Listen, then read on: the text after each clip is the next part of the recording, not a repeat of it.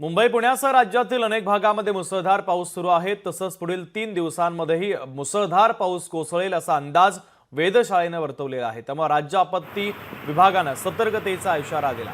राज्यात हवामान विभागाने 6 जिल्ह्यांना रेड अलर्टचा इशारा दिलेला आहे।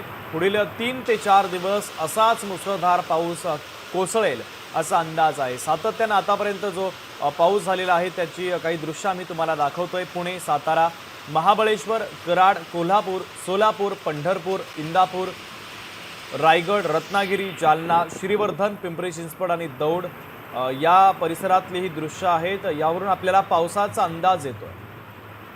काही ठिकाणी मुसळधार पावसानं रस्ते देखील खचलेले आहेत। अनेक गावांचा संपर्क तुटलाय। बाजारपेठांमध्ये पाणी शिरल्यानं व्यापाऱ्यांचं नुकसान झालंय, दुकानदारांचं नुकसान झालंय। काही ठिकाणी मानवी वस्तीमध्ये पाणी शिरल्यानं जनजीवन विस्कळीत झालेलं आहे। तर रस्त्यावर पाणी आल्यानं वाहतूक देखील मंदावल्याचं चित्र आपल्याला पाहायला मिळतंय। काही ठिकाणी शेतीचं मोठं नुकसान झालेलं आहे।